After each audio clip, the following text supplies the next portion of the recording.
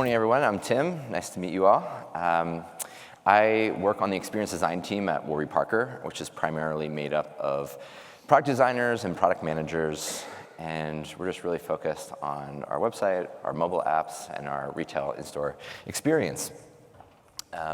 And for those of you who don't know Warby Parker is, we sell and design our own eyeglasses and sunglasses, starting with prescription lenses, and those start at $95. And for every pair that we sell, we distribute an additional pair to someone in need through our nonprofit partners. And Warby Parker just celebrated its 9th birthday in February, so I guess that means now we're in about the 3rd grade. And when we think about design at Warby Parker, there's a bunch of different types of design here. So we have brand design and retail design, experience design, and then eyewear design. And all of these things come together to create a really great customer experience. And what we found is that through these types of lenses, when we're thinking about the customer, it's really when we're listening to customer feedback, employee feedback, stakeholder feedback, that we really design the best experiences out there for our customers. And when we are making these design decisions, we are doing it through the lens of our core values. So we have 8 core values here, and this is how we shape how we approach our work every day at Warby Parker. And what I'm going to do today is talk about a few of these core values and how some of the things that have gone on in Warby Parker in the last 9 years have come out using these core values as a guidepost. So the first is this idea of treating others how they want to be treated. Seems pretty straightforward and easy enough. So this is Dave. He is one of the founders of Warby Parker, and his backstory was that before he came to business school, he was traveling around, and he left his $700 pair of glasses in the airplane seat back pocket in front of him, and he lost them. And then when he came to business school, he was no longer working, so he didn't have the money to replace the $700 pair of glasses. And he was less than thrilled about this, and he walked around a bit without being able to see very well. And he thought, well, this isn't a really great thing. I don't like the idea of having to buy another $700 pair of glasses. I gotta believe there's other people out there as well who have the same exact experience as me. So Dave set out to really try to solve his own problem. And that problem was, I want access to eye care that isn't prohibitively expensive. You know, essentially, why do glasses cost as much as an iPhone? There really shouldn't be a reason why that exists. And so really, one thing is that we're always starting at Warby Parker with what is the customer problem that we're trying to solve. And you can't solve a customer problem until you understand what's going on with that customer. And the best way to understand is try to get as much information and data and research and everything you can to really get inside the customer's head and understand what's going on from their own point of view. And so at Warby Parker, there's no shortage of data and information that we can get about a customer. There's all these things right here you can see are all the things that we take into our process on a daily basis. Now, the one thing here, though, is that when you're seeing a bunch of numbers on a screen about this is how many people do this, or this is the problem here, they can sort of just lose their impact. So you really need to get in front of customers and get in front of them and start talking to them and understanding what's going on. So every member of our team every month has an opportunity to do what we call CX shadowing, customer experience shadowing, where they actually put on a headset, they answer customer phone calls, emails, live chats, text, and they get to experience what it's like to hear all the customer problems for a couple hours a day. And every time they come back, they're super invigorated and rejuvenated with, hey, these are all more problems that we need to be solving for customers.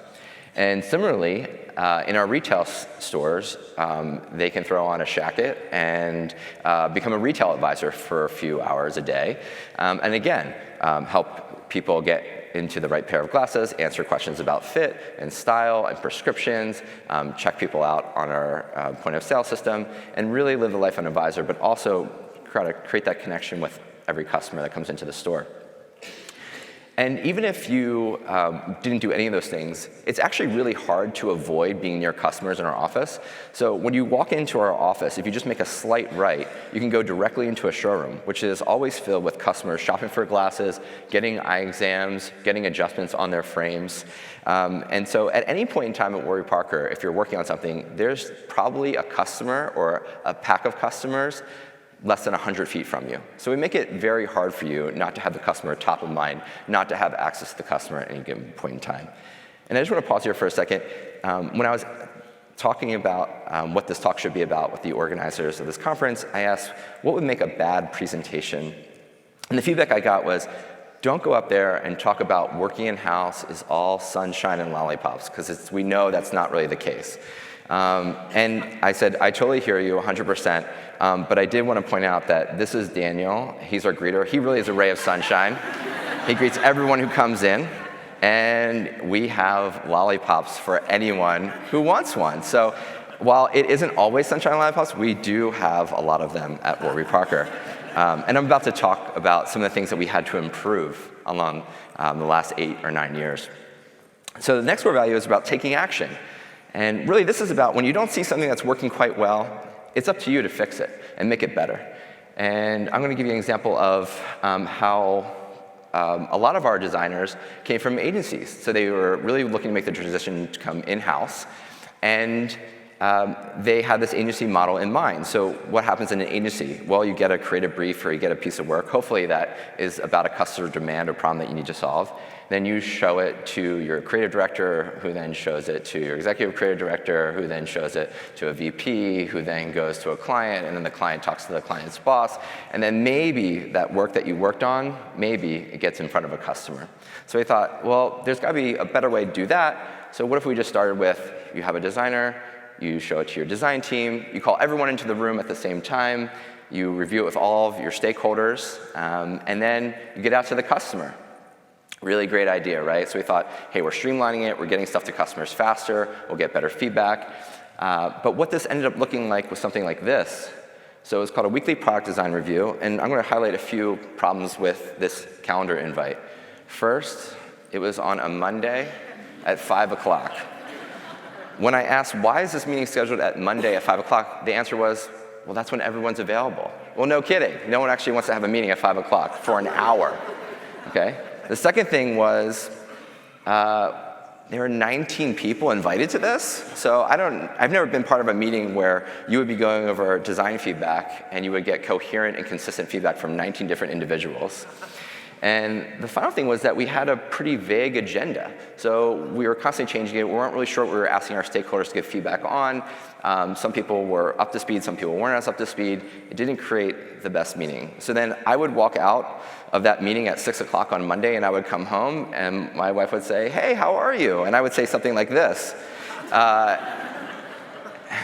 And then we would have a silent dinner. We needed to change this.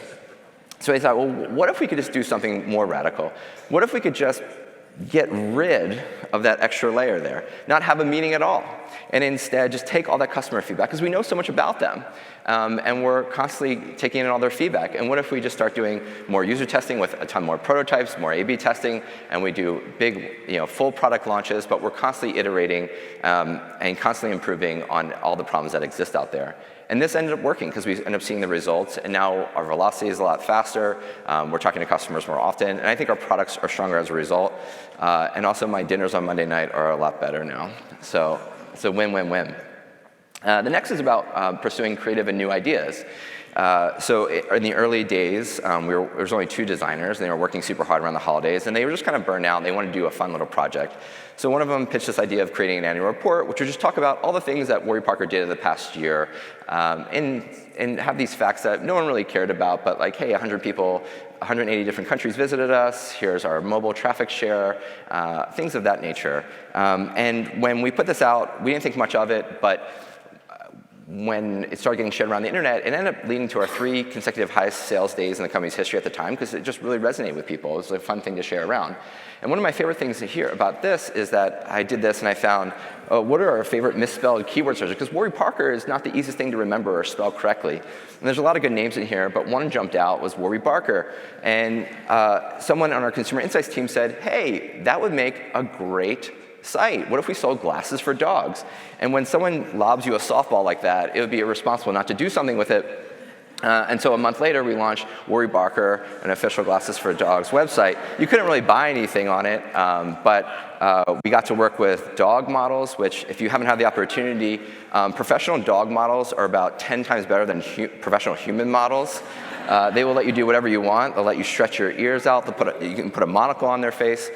They're a pleasure to work with. And when we did this, for the first couple of days in April, our site traffic to this website was twice as high as our actual website, so kind of worked too well, but we thought it was a good success. And then kind of going on that dog theme, we would get phone calls every day saying, hey, my dog ate my glasses. Is there anything we can do?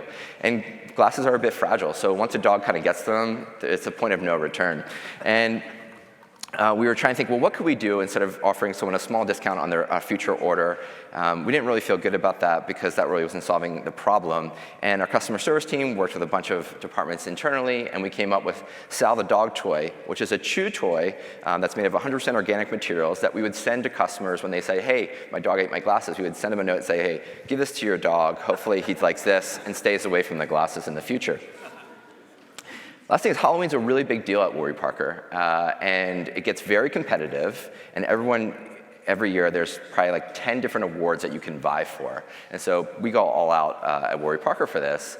And maybe like 5 years ago, two of the designers the day before kind of put out this cheesy flyer that said like, hey, we're gonna be costume consultants. So if you're tired of dressing as a sexy rodent, then like come talk to us, and we'll give you some suggestions that'll make it better. And we thought this was a really good idea and really fun. And so a couple years later, we thought, well, this would be something that would be good for our customers too. Why shouldn't only our employees benefit from this? So what we decided to do is create something called the Costume Council. Well, if you send us a text message, we would ask you a series of questions that you could only respond using an emoji of your choice. And then we partnered with our data science team, and then they took those responses and they mushed them together. And after 3 questions that you answered, you would get a costume recommendation. So we launched this, and you can see it here on the right. This is what it looked like in real time. And if you wanted to come to our office, you could. And so we had official costume consultants here that were ready to write you a prescription for the costume of their choice that we give to you. And this is just a way of taking something internally that I thought was fun and bringing it out to customers for everyone to have. So the next one is around this idea of learn, grow, and repeat. This is a big one here at Warby Parker. So when the company first launched, they had the home try-on program, and we still have it today, where you can order 5 frames for free. We send them to your house. You can try them on before you buy. Really good idea. But people want to try the glasses on immediately, right away. So we originally had a piece of software called Virtual Try-On. It was done by a third party, and it loaded on our website. The problem with this is that it just wasn't up to the standard that we thought that it should be for Warby Parker standards. And we didn't have a lot of control of the UI and the interface and the general fit and how it worked, and it was really hard to make improvements. And the customer photos were just okay, but we just knew that it wasn't the perfect representation of our frames. And this is a good start, but after a while we thought, this isn't ready for prime time, so we actually removed it from our website. And fast forward to 2017, Apple released the iPhone X, which had the true depth camera technology. So a couple days after we launched that, we actually put out something in our app. It's called Find Your Fit. And what it did was you hold up your phone to your face. It quickly measured your face and understood how big your face was and would recommend you frames that we thought would fit. We thought, wow, this is really great. We're getting to solving a problem. Customers don't know what frames fit them. No, we're good to go. The problem was that people would write, hey, how do you actually try these on in your app? This would be even better if you could actually try on the glasses. And why can't we just try on the glasses using ARKit? My favorite thing about this is that these comments would also let you know different things about the reviewer. This person never used the product, but could just definitely tell us it's like what we were doing was not the right thing here. So we went away and we said, okay, well, what if we tried something called Blueprint? That was our own internal code name for it, where we would just give you one color of the frame, black or blue, and we would show you the general outline, the shape of the frame. And that could get you an idea of how these glasses might fit on your face. So we went out to customers and we tried it out, and this is the feedback that we got. I think the color of the frame is really important. There's no difference. It's the same color. When you don't have color, everything looks sort of similar. It's hard to get a sense of the color. So, and pages of quotes coming back saying, where is the color? So we knew at this point we had a decision to make. Do we make it ourselves, or do we just hold off? And we decided to go for it. And so this is us internally testing different face shapes. We're working with our engineering team, our product design team, the people who actually make and design the frames, and our own product designers too, and we kind of came together and built our own virtual try-on system in our app. And this is us user testing it again. This is kind of what it looks like. People are trying it out. And then here are the comments that we got back. Wow, looks very realistic. Really looks like it's the right place on my face. This is fire. Like Snapchat filters, but Warby and shit. This is the best virtual try-on I've tried so far. So this felt really good. That means we're definitely on the right track. We're feeling good about it, way better than Blueprint, way better than the original virtual try-on. And again, pages and pages of good feedback, really helpful. And we made tons of iterations based on this piece of feedback. So when we launched it, this is what it actually looked like. And what I'm showing you here is we're actually virtually wearing the glasses. And we take the glasses that we actually, the real life ones, and we were putting them over our face, just to give you an idea of how well the color, shape, and size actually works in this app. Super awesome, right? OK, so we did this, and we're like, wow, we nailed it, totally got it. And then when we launched, we only launched with eyeglasses, not sunglasses. So sure enough, the day that we launched, the first comment that we get is, this is great, but what about sunglasses? So don't worry, they're coming in a few weeks. But it's just to let you know that your work is never done. And thinking also about iteration, there's a ton of retail iteration going on in retail. So what happened was when we first launched, we sold out a lot of our inventory because the kind of company took off like a rocket ship. And customers were calling up saying, I'd love to try on your glasses, but you're out of stock. Can I come to your office? And we would say, sure, you can come to our office, but it's actually not an office. It's our apartment, and our glasses are laid out on the kitchen table, and ask for Neil when you get downstairs to the front desk. And people would do this. And we thought this would be kind of weird, but it's actually super awesome because we could create really good connections with customers and get really great feedback. When we went to New York City and opened up our first office, we carved out a little area for our showroom and got a ton of feedback from customers there. We experimented and then opened up a holiday pop-up store and filled it with yurts from the Colorado Yurt Company and had different vendors in one yurt, and we sold glasses in the other. We then experimented with bikes. This didn't go so well because the case and the bikes were so heavy that it almost made it impossible to steer the bike without falling over. We thought, well, let's take the mobile idea and make it even bigger. Let's buy a school bus, rip out the insides, put oak wood shelving and leather seating on the inside, drive around the country, call it the Warby Parker class trip, and visit cities that we think would be really good for retail locations. And all that time, we were getting all this feedback and all these learnings and thinking, OK, this is really great. Now we're ready to open up our first flagship store in New York City. And it's a beautiful store. And we thought, wow, again, we nailed it. But then actually, over time, we realized there were a bunch of things that we learned along the way that we could do better. First being, see these long reading tables? Amazing, really beautiful, reminiscent of a library. The problem is they take about 2/3 of the space, and on weekends, the traffic flow is pretty bad, and we're actually not utilizing the full store space. Second is these reading lamps. If you're basically under the 5'3" or shorter, it actually obstructs your view and you can't see across the other side of the store. These ladders, really great library feeling, but they're actually not functional and you can't stand on them, and they actually get in the way of customers sometimes looking around the glasses. And finally, my favorite are the eye exam boards here.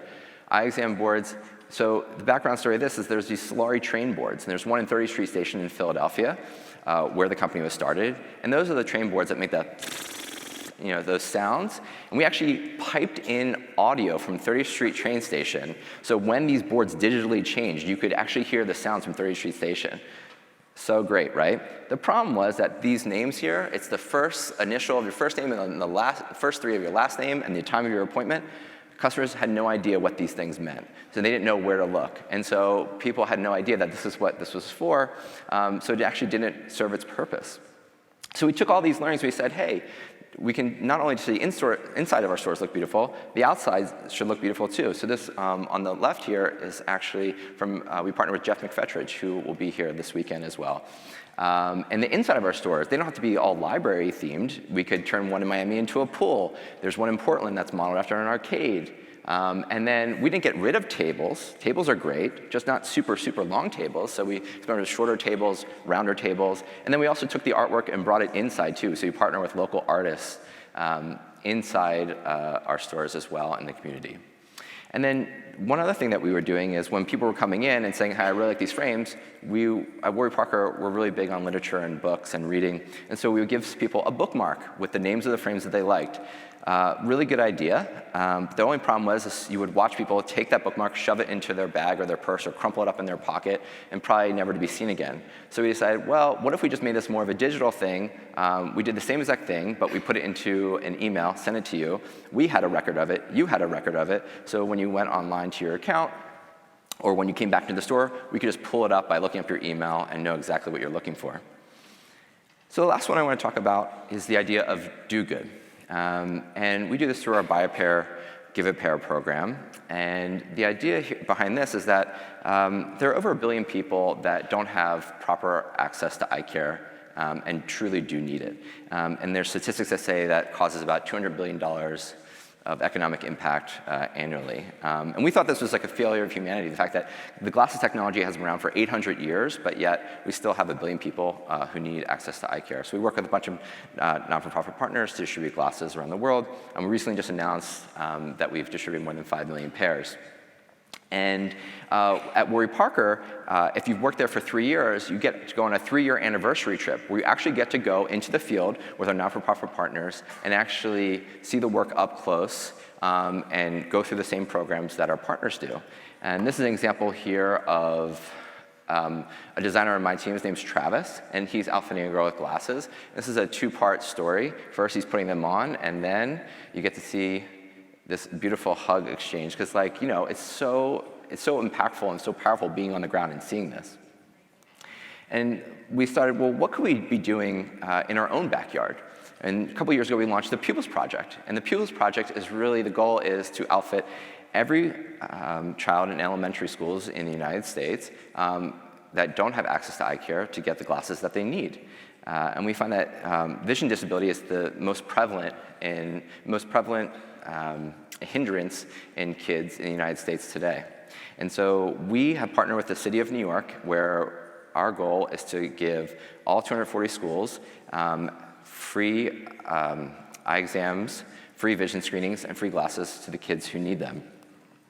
And these are team members who are going out and assessing with the vision screenings. And anyone in New York City, anyone in our office in New York City can go to any of these schools during the school year and be a part of this program. Again, it's being upfront and personal about that. And so this is someone getting the glasses at the end of the day. And the reason why I'm showing you this and why this part is so important is that if we don't have a customer-centric culture and we're not constantly designing and solving customers' problems, we're not going to be able to have the larger global impact of these programs like Buy a Pair, Give a Pair, and Pupils Project.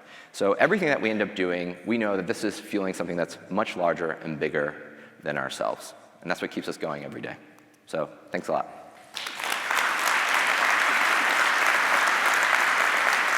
So it really resonated with me when you were showing the picture of the meetings, where you have like all the people and you're like, oh, we're just going to review everything that the design team does, which is exactly how our team does it. We don't have quite as many people, but it's still like basically the same thing. And so the way that you guys were able to just like cut out like C-level and like all of the approvers, like how did you do that? Yeah, like, it sounded like a.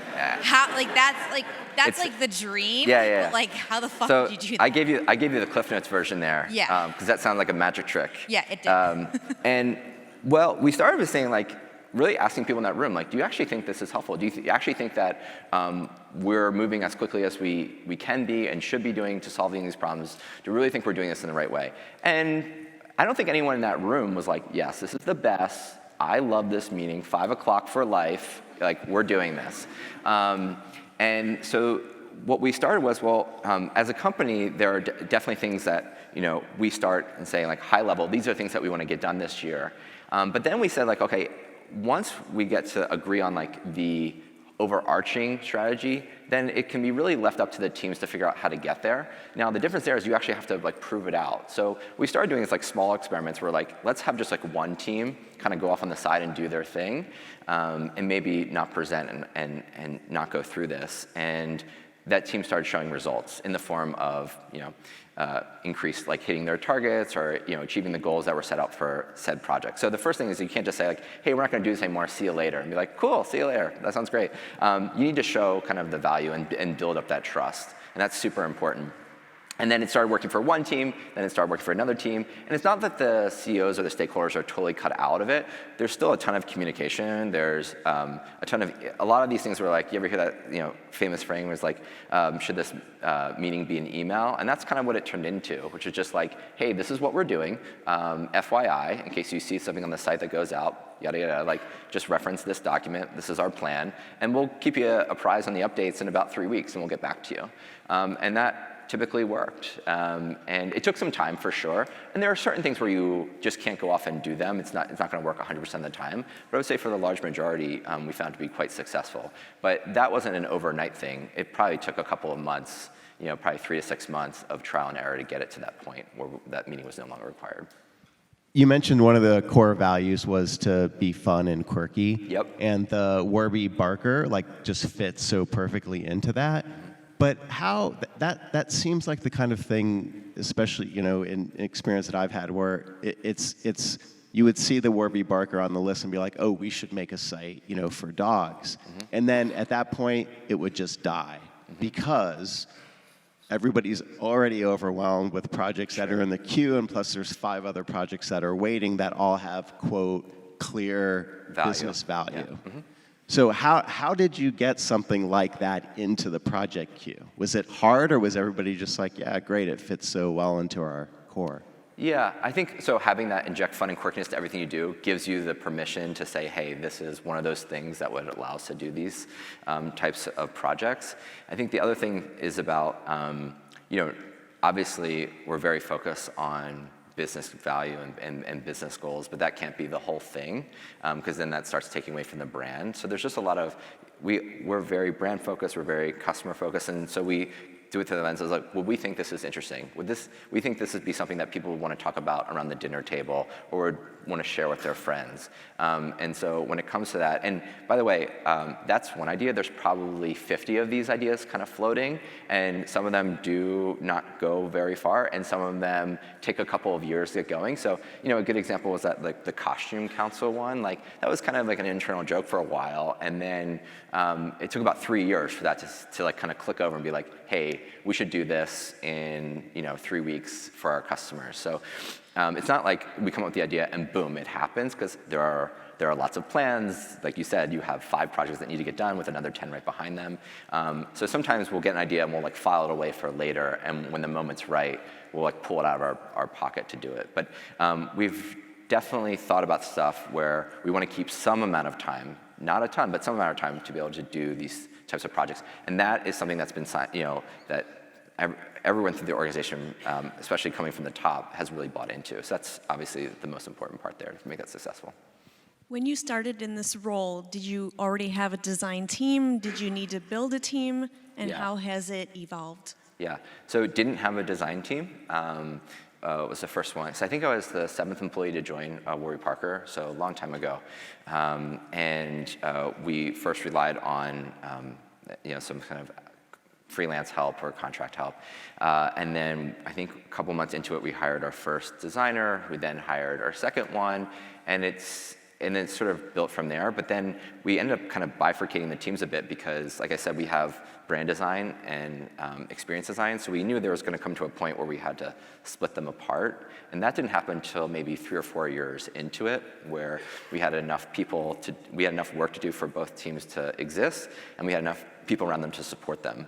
And then it became, once you start splitting the teams, then you have to figure out, okay, there's probably very clear things that each team does, and then you have to figure out like where are the gray areas and what makes sense for each of those teams to be doing.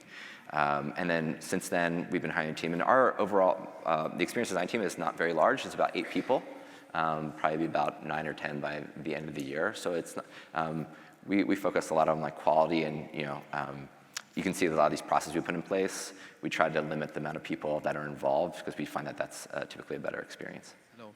Hi. How you control consistency in branding if your designers collaborate with customer directly? Yeah. So same way that I think probably a lot of you do, like we have design systems and style guides in place, and those things are constantly being iterated and worked upon. But they are a really good guidepost for us to maintain some sort of consistency as well. And all the design teams, no matter if it's the brand design, experience design, retail design, there's a shared kind of ethos that we work under. And we do come together. It's not like we never have meetings. I want to make it very clear. But we just don't have these like regular set meetings. So there's definitely a lot of collaboration between all the groups and kind of checking in. And especially when we want to introduce something new, it's definitely a conversation, and we talk it through. And it happens pretty naturally. It's not like a forced thing. And there's definitely things that we try that don't work out, and we kind of peel it back. But I would say it happens slowly and fairly organically.